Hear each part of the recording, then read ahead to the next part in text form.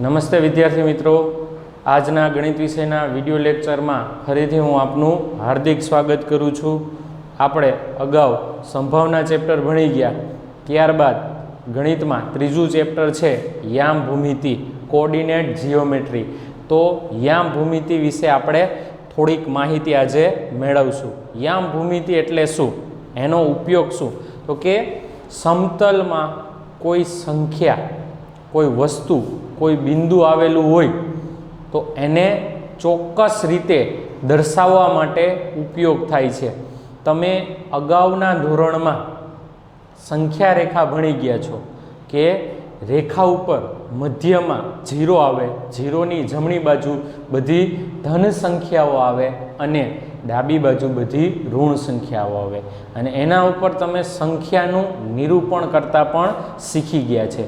પરંતુ આપણે જો કોઈ બિંદુનું ચોક્કસ સ્થાન દર્શાવવું હોય તો બે રેખાઓની, બે લંબ રેખાઓની જરૂર પડે છે, બરાબર છે। આ રીતે આપણે યામ ભૂમિતિના મદદથી એનું ચોક્કસ સ્થાન દર્શાવી શકીએ છીએ। તો કે અહીં સંખ્યા રેખા દોરેલી છે, 0 એની જમણી બાજુ બધી ધન સંખ્યાઓ છે, ડાબી બાજુ બધી ઋણ સંખ્યાઓ છે, બરાબર। તો કે સંખ્યાને દર્શાવવા, કોઈ બિંદુ હોય એને દર્શાવવા માટે બે રેખાઓની જરૂર પડે છે, બે લંબ રેખાઓની। માની લ્યો કે આ રીતે આ એક સમતલ છે, એમાં હું કોઈ એક બિંદુ દર્શાવું છું A, બરાબર। કોઈ પણ આ જગ્યાએ કે આ એક નોટબુકનું પેજ ધારી લઈએ, બરાબર છે, કે આમાં મેં એ બિંદુ દર્શાવેલું છે, અને તમને કહું કે તમે પણ આ રીતે એક નોટબુકના પેજમાં બિંદુ એ દર્શાવો, એટલે તમને પહેલો પ્રશ્ન એ થશે કે કઈ જગ્યાએ દર્શાવવું, બરાબર છે, એનું એક્ઝેક્ટ સ્થાન કઈ જગ્યાએ હશે એ મળશે નહીં। પણ જો બધા વિદ્યાર્થીઓનું એક જ જગ્યાએ બિંદુનું નિરૂપણ કરવામાં આવે તો એના માટે સૌપ્રથમ તો કે આ નીચેની લાઈનથી, જે આડી લાઈન છે એનાથી એ બિંદુ કેટલું ઉપર છે, બરાબર, અને આ જે ઊભી લાઈન છે એનાથી એ બિંદુ કેટલું દૂર છે, આ બે માપ તમને મળી જાય તો બધા વિદ્યાર્થીઓનું આ એ બિંદુ છે એ એક સરખી જગ્યાએ આવે। તો કે સૌપ્રથમ આપણે આ નીચેથી જે આડી લાઈન છે એ અંતર, લંબ અંતર એટલે કે સીધું અંતર માપી લઈએ, કે દાખલા તરીકે એ માપ મળ્યું તમને 8 સેમી, બરાબર, એટલે કે તમારે એ બિંદુ નીચેની લાઈનથી 8 સેમી ઉપર દર્શાવવાનું છે।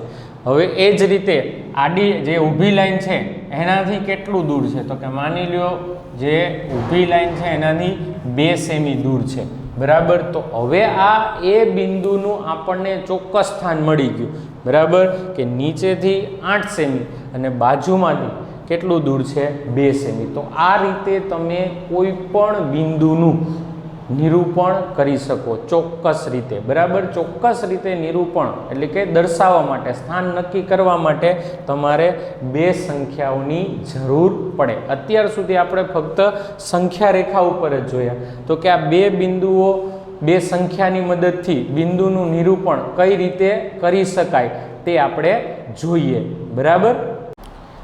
કોઈ પણ બિંદુનું સમતલમાં આપણે ચોક્કસ સ્થાન દર્શાવવા માટે બે લંબ રેખાઓની જરૂર પડે છે।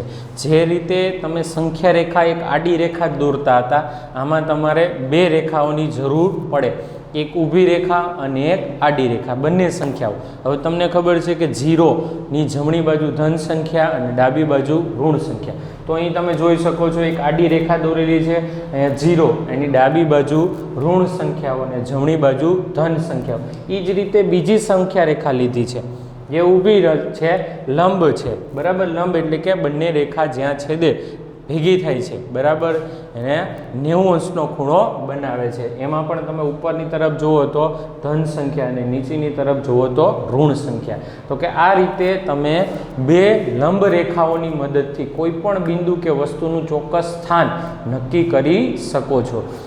આ પદ્ધતિને કહેવાય છે કાર્તેઝીય યામ પદ્ધતિ, બરાબર છે। આ પદ્ધતિની શોધ ગણિતના એક મહાન ફ્રેન્ચ ગણિત શાસ્ત્રી હતા, જેનું નામ હતું રેને દેકાર્તે, બરાબર, રેને દેકાર્તે, એના નામ પરથી આ પદ્ધતિનું નામ છે રાખવામાં આવ્યું છે કાર્તેઝીય યામ પદ્ધતિ। હવે જે આડી રેખા છે એને એક તરફ x નામ આપેલું છે, બીજી તરફ x ડેશ, એ જ રીતે જે ઊભી રેખા છે એક તરફ y અને y ડેશ. તો જે આડી રેખા છે એને તમે x અક્ષ પણ કહી શકો, બરાબર, રેખા x ડેશ પણ કહી શકો, અને રેખા x o x ડેશ પણ કહી શકો. એ જ રીતે જે ઊભી રેખા છે એને તમે y અક્ષ કહી શકો, અથવા y ડેશ કહી શકો, અથવા y o y ડેશ પણ કહી શકો, બરાબર. આ રીતે તમે કોઈ પણ બિંદુનું ચોક્કસ સ્થાન નક્કી કરી શકો. હવે જે આડી રેખા છે એને સમક્ષિતિજ રેખા પણ કહેવાય છે. આડી રેખા છે એને શું કહેવાય? સમક્ષિતિજ રેખા. અને જે ઊભી રેખા છે એને કહેવાય શિરોલંબ રેખા. તો આ રીતે તમે બે સંખ્યા રેખાની મદદથી બિંદુનું સ્થાન નક્કી કરી શકો. અને આ બંને રેખાઓ જે બિંદુમાં છેદે છે, આ જે પોઈન્ટ છે આ બિંદુને કહેવાય છેદ બિંદુ. આ બિંદુને છેદ બિંદુ, જે બંને રેખાઓ છેદે છે, બરાબર, એ છેદ બિંદુ છે એને કહેવાય ઉગમ બિંદુ. એને શું કહેવાય? ઉગમ બિંદુ, બરાબર.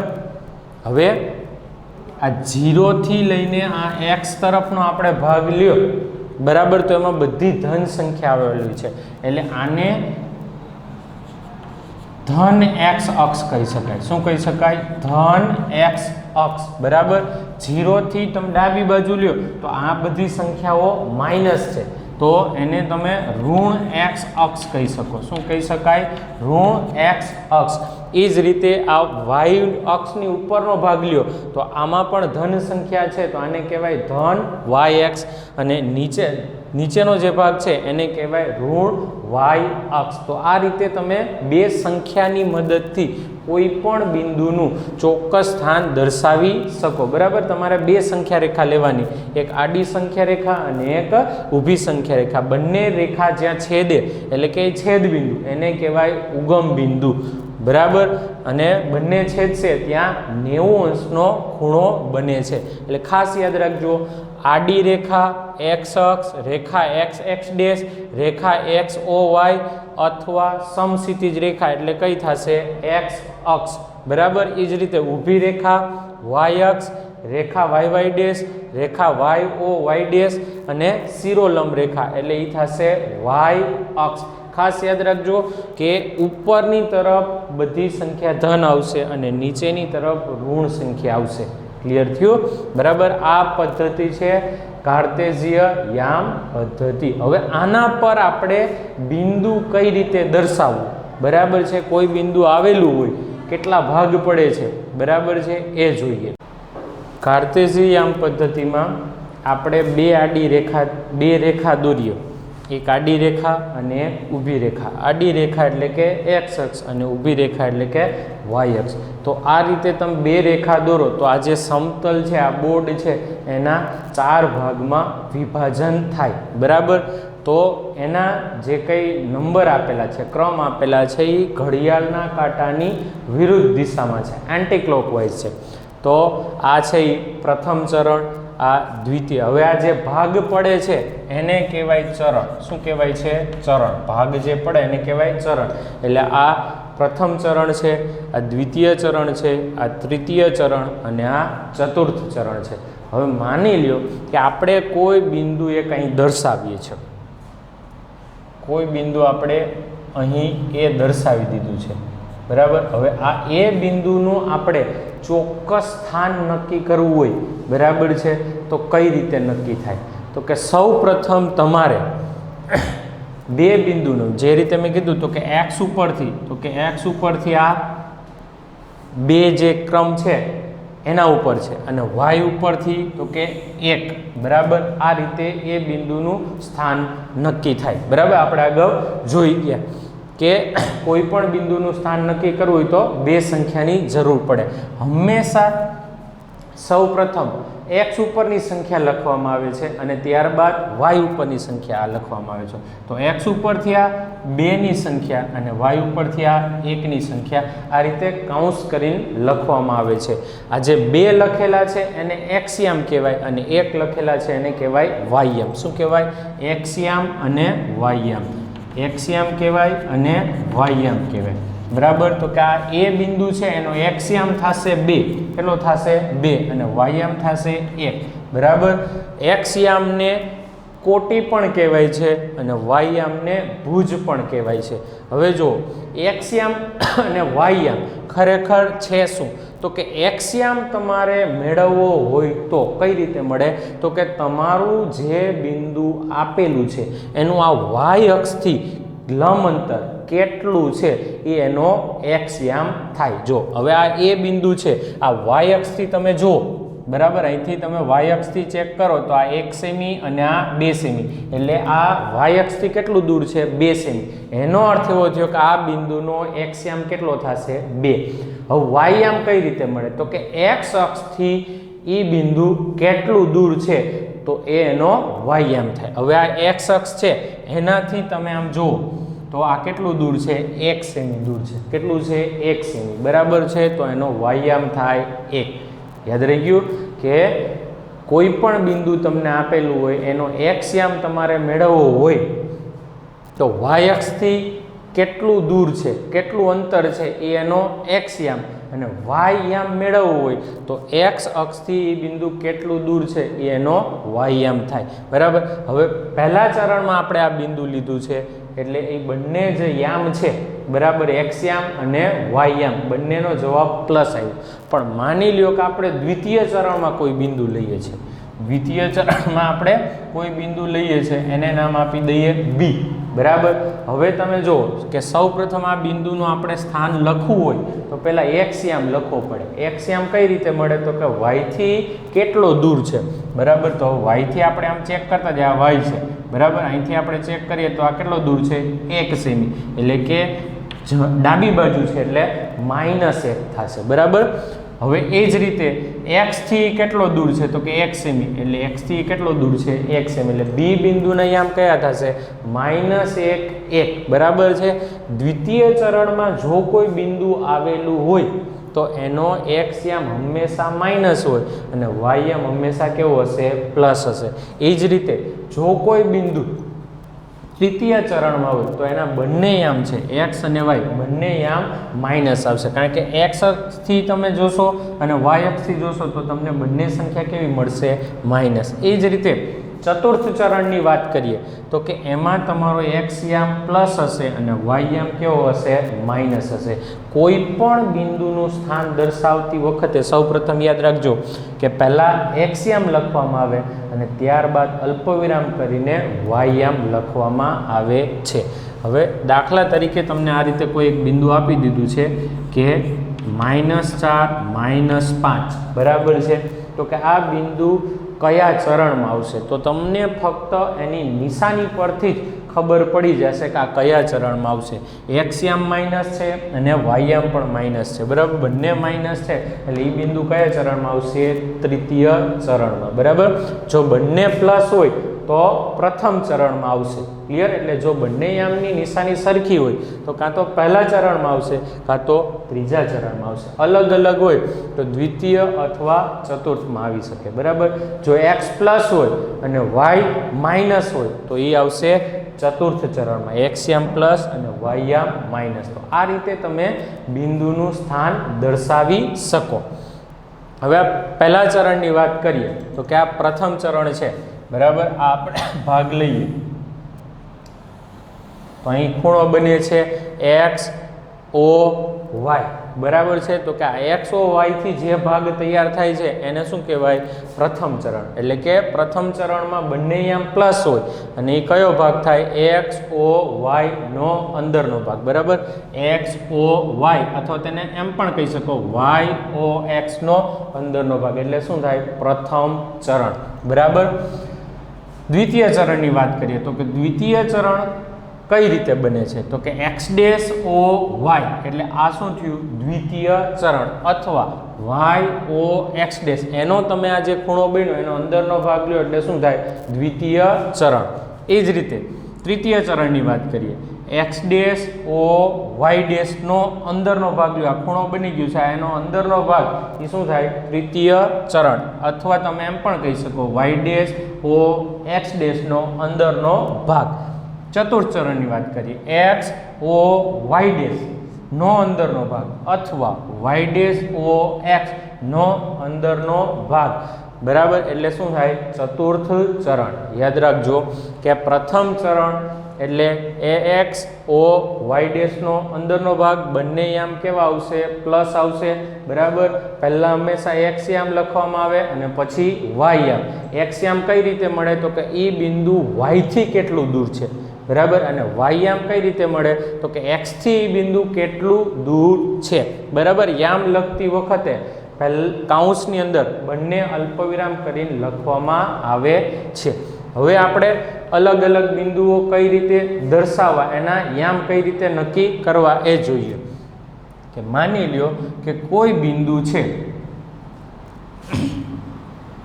એ આ રીતે આડી રેખા અથવા તો ઊભી રેખા ઉપર આવેલું છે. અહીંયા આપણે આ C બિંદુ નામ આપી દઈએ. બરાબર છે, તો કે આ C બિંદુના આપણે જો યામ નક્કી કરવા હોય તો કઈ રીતે નક્કી થાય? બરાબર, તો સૌ પ્રથમ X યામ લખવામાં આવે. બરાબર, X યામ કઈ રીતે નક્કી થાય? તો કે Y અક્ષથી કેટલો દૂર છે? તો કે આ જે C બિંદુ છે એ Y અક્ષ ઉપર જ આવેલું છે, એનાથી દૂર નથી. એટલે કે એનું અંતર કેટલું થાય? 0. કેટલું થશે? 0. હવે તમારો Y યામ લખવાનો છે, તો એ X થી કેટલો દૂર છે એ જોવાનું. તો કે આ X અક્ષ છે એનાથી 1 સેમી, 2 સેમી અને 3 સેમી, પણ નીચેના ભાગમાં છે એટલે -3. બરાબર, એટલે આ જે C બિંદુના યામ છે એ કયા થશે? 0 અને -3. બરાબર, કારણ કે X યામ કઈ રીતે થાય? તો કે Y થી કેટલો દૂર છે, પણ આ Y ઉપર જ આવેલો છે એટલે અંતર કેવું થાય? 0 થાય. એ રીતે માની લો કે અહીં કોઈ D બિંદુ આવેલું છે. બરાબર, હવે આપણે આ D બિંદુના યામ નક્કી કરવા હોય તો સૌ પ્રથમ X યામ લખવાનું. X યામ માટે તમારો Y થી કેટલો દૂર છે? તો આ Y અક્ષ છે. બરાબર, ઊભી રેખા છે એ Y અક્ષ છે, એનાથી કેટલો દૂર છે? તો કે આ 1 સેમી અને આ 2 સેમી, પણ ડાબી બાજુ છે એટલે -2. બરાબર, એટલે એનો અક્ષ યામ કેટલો થશે? -2. ક્લિયર? હવે Y યામની વાત કરીએ તો Y યામ માટે X થી કેટલો દૂર છે? તો કે X ઉપર જ છે, X થી દૂર નથી, એટલે એ અંતર કેવું થાય? 0. એટલે D બિંદુના યામ થશે -2 અને 0. ક્લિયર? એટલું યાદ રાખવાનું છે કે જ્યારે પણ કોઈ બિંદુ X અક્ષ ઉપર હોય કે Y અક્ષ ઉપર હોય તો એના યામ કઈ રીતે નક્કી થાય? માની લો કોઈ બિંદુ X અક્ષ ઉપર હોય તો એનો Y યામ હંમેશા 0 હોય. બરાબર છે, X અક્ષનું બિંદુ હોય. બરાબર, X અક્ષનું કોઈ બિંદુ હોય. બરાબર, તો એમાં Y યામ છે એ 0 આવશે અને X યામની જગ્યાએ જે તે તમને અંતર મળે એ આવશે. Y અક્ષની વાત કરીએ તો એમાં તમને X યામ 0 મળશે અને Y યામની જગ્યાએ જે તે સંખ્યા મળશે. આ યાદ રાખજો. બરાબર, ક્લિયર થયું કે કઈ રીતે બિંદુનું નિરૂપણ થાય. હવે આગળના આપણે બીજા બિંદુઓ જોઈએ. સંખ્યા રેખા, આડી અને ઊભી બે સંખ્યા રેખા આપેલી છે, એટલે કે X અક્ષ અને Y અક્ષ. એના ઉપર ઘણા બધા બિંદુઓ દર્શાવેલા છે. L, B, M, H, E, G, C અને D. આ રીતે અલગ અલગ જગ્યાએ બિંદુઓ દર્શાવેલા છે. આ આકૃતિ ઉપરથી આપણે કેટલાક પ્રશ્ન છે એના જવાબ આપવાના છે. તો સૌ પ્રથમ પહેલો પ્રશ્ન જોઈએ કે બિંદુ B ના યામ જણાવો. આપણે B બિંદુના યામ લખવાના છે. તો બિંદુ B ના યામ લખતી વખતે સૌ પ્રથમ X યામ જોવાનું અને ત્યારબાદ Y યામ જોવાનો. બરાબર છે, તો X યામ માટે Y થી કેટલો દૂર છે? તો આ Y થી કેટલો દૂર છે? 1 સેમી, 2 સેમી, 3 સેમી, 4 સેમી અને 5 સેમી, એટલે કેટલો દૂર છે? -5. બરાબર, અથવા તો તમે બીજી રીતે પણ કહી શકો કે આપણે જે આ લાઈન અહીં દોરીને આપેલી છે તો કે X ઉપરથી B બિંદુ આગળ કઈ લાઈન જાય છે? તો કે -5 ની, એટલે B બિંદુનો X યામ કયો થશે? -5. વાયયામની વાત કરીએ તો x થી કેટલો દૂર છે? હાલો આ બી બિંદુ છે, x થી કેટલો દૂર છે? 1 સેમી અને 2 સેમી, તો એનો વાયયામ કેટલો થાય? 2. અથવા તમે આ y અક્ષ ઉપરથી બી બિંદુ આગળ કઈ લાઈન જાય છે? તો કે +2 ની, એટલે એનો વાયયામ કયો થશે? +2. બરાબર છે. તો બી બિંદુના યામ છે બી, x યામ થશે -5 અને y યામ થશે 2. બરાબર. x ઉપરથી કઈ લાઈન જાય? -5 ની, અને y ઉપરથી કઈ લાઈન જાય છે? 2 ની, એટલે એને યામ થશે -5b. હવે c બિંદુની વાત કરીએ તો કે c બિંદુ કયા ચરણમાં છે? ચોથા ચરણમાં છે. આપણે જોઈએ કે ચોથા ચરણમાં x યામ પ્લસ હોય અને y યામ કેવો હોય? માઇનસ હોય. તો કે સૌપ્રથમ c બિંદુ, તો કે x થી કેટલો દૂર છે? બરાબર. x થી કેટલો દૂર છે? 1 2 3 4 અને 5. બરાબર છે. અથવા y ઉપરથી કઈ લાઈન આવે છે? -5 ની. ક્લિયર થયું? સમજાઈ ગયું? તો કે x ઉપરથી 5 ની લાઈન આવે છે અને y ઉપરથી કઈ લાઈન આવે છે? -5 ની. એનો અર્થ એવો થયો કે x યામ કેટલો થશે? 5 અને y યામ કેટલો થશે? -5. બરાબર. c બિંદુના યામ થાય 5 અને -5. x ઉપરથી 5 ની લાઈન અને y ઉપરથી કઈ લાઈન આવે છે? -5 ની લાઈન, એટલે x c બિંદુને આમ થાય 5 અને -5. હવે c બિંદુ ચોથા ચરણમાં છે, એટલે તમે જોઈ શકો x યામ પ્લસ અને y યામ માઇનસ. એ જ રીતે b બિંદુ હતું એ બીજા ચરણમાં હતું. બીજા ચરણમાં x યામ માઇનસ હોય અને y યામ કેવો હોય? પ્લસ હોય. તમે આ રીતે પણ જવાબ ચેક કરી શકો તમારો. ત્રીજો પ્રશ્ન, -3 અને -5 દ્વારા દર્શાવાતું બિંદુ લખો. x યામ છે -3 અને y યામ છે -5. તો x ઉપરથી -3 ની લાઈન એ બિંદુ આગળ જતી હશે અને y ઉપરથી કઈ લાઈન જતી હશે? -5 ની. હાલો x ઉપરથી આ -3 ની લાઈન જાય છે અને y ઉપરથી -5 ની લાઈન. એનો અર્થ એવો થયો કે આ કયા બિંદુના યામ છે? e બિંદુના યામ. બરાબર. આ થશે બિંદુ e ના યામ. ક્લિયર? x ઉપરથી -3 ની લાઈન અને y ઉપરથી કઈ લાઈન જાય છે? -5 ની લાઈન. ચોથો પ્રશ્ન, 2 -4 દ્વારા દર્શાવતું બિંદુ x + y માઇનસ. બરાબર છે. એટલે ચોથું ચરણ થાય. x ઉપરથી 2 ની લાઈન અને y ઉપરથી કઈ લાઈન હશે? -4 ની. તો કે જો x ઉપરથી આ 2 ની લાઈન અને y ઉપરથી આ -4 ની લાઈન, આ બંને જે લાઈન ભેગી થાય છે એ કયું બિંદુ છે? G. એનો અર્થ કે આ 2 - 4 એ કયા બિંદુની યામ થશે? તો કે બિંદુ G ના યામ થશે. કોના થશે? બિંદુ G ના યામ થશે. પાંચમો પ્રશ્ન, બિંદુ D નો x યામ જણાવો. ફક્ત x યામ જોવાનો છે. તો કે ડી બિંદુ પહેલા ચરણમાં આવેલું છે. x ઉપરથી, બરાબર, x યામ કીધું છે એટલે x ઉપરથી ડી બિંદુ આગળ કઈ લાઈન જાય છે? તો કે x ઉપરથી 6 ની લાઈન, એટલે કે એનો x યામ છે એ કેટલો થશે? 6. બરાબર. y યામ પૂછ્યો હોય તો y યામ જો y ઉપરથી કઈ લાઈન જાય છે? 2 ની. તો y યામ કેટલો થાય? 2. એ બિંદુના યામ પૂછે તો શું આવશે? 6 અલ્પવિરામ 2. અહીંયા આપણને ફક્ત x યામ છે એટલે આપણે x યામ લખેલો છે. બિંદુ h નો y યામ જણાવો. બરાબર છે. બિંદુ h એનો તમારે y યામ જોવાનો છે. તો y ઉપરથી બિંદુ h આગળ કઈ લાઈન જાય છે? -3 ની. એનો અર્થ કે h નો y યામ છે એ કેટલો થશે? -3. કેટલો થાય? -3. x યામની વાત કરીએ તો h બિંદુ આગળ x યામ કઈ લાઈન જાય છે? -5 ની. તો x યામ થાય -5. અને h બિંદુના જો તમને યામ પૂછે તો કયા આવશે? x ઉપરથી -5 ની લાઈન, એટલે x યામ -5 અને y ઉપરથી -3 ની લાઈન, એટલે કે h બિંદુને યામ થાય -5 અને -3. બિંદુ L ના યામ જણાવો. L બિંદુના યામ જોવાના છે. બરાબર છે. તો કે L બિંદુ છે એ y અક્ષ ઉપર આવેલું છે. ક્યાં આવેલું છે? y અક્ષ ઉપર. એટલે એનો x યામ છે એ કેવો થશે? 0 થશે. x યામ કેવો થાય? 0 થાય. બરાબર. અને y ઉપર કઈ જગ્યાએ આવેલો છે? 5. બરાબર. y ઉપર કઈ જગ્યાએ આવેલો છે? 5. એટલે એના યામ થશે 0 અને 5. બરાબર. આપણને ખબર છે કે એ x અક્ષથી કેટલો દૂર છે તો y યામ મળે. બરાબર છે. અને y થી કેટલો દૂર છે તો x યામ મળે. હવે તમે જુઓ કે આ L બિંદુ છે એનો આપણે x યામ લખવો હોય તો વાયથી કેટલો દૂર છે તો કે એ વાય અક્ષ ઉપર જ છે એટલે અંતર 0 થાય એટલે એનો આપણે એક્સ યામ કેવો લખ્યો 0 બરાબર. હવે વાય યામની વાત કરીએ તો એક્સથી કેટલો દૂર છે તો આ એક્સથી કેટલો દૂર છે તો કે 1 સેમી 2 સેમી 3 સેમી 4 સેમી ને 5 સેમી બરાબર. એટલે એલ બિંદુના યામ થાય 0 અને 5 બરાબર. કોઈ પણ બિંદુ વાય ઉપર આવેલું હોય વાય અક્ષ ઉપર તો એનો હંમેશા એક્સ યામ 0 થાય બરાબર. એનાથી ઊંધું કે કોઈ બિંદુ એક્સ અક્ષ ઉપર આવેલું તો એનો વાય યામ હંમેશા 0 થાય. આગળનો પ્રશ્ન બિંદુ એમ ના યામ જણાવો તો કે એમ બિંદુ એક્સ અક્ષ ઉપર આવેલું છે બરાબર છે એટલે એનો વાય યામ કેવો થશે 0 બરાબર. તો સૌપ્રથમ આપણે વાય યામ 0 લખી દઈએ.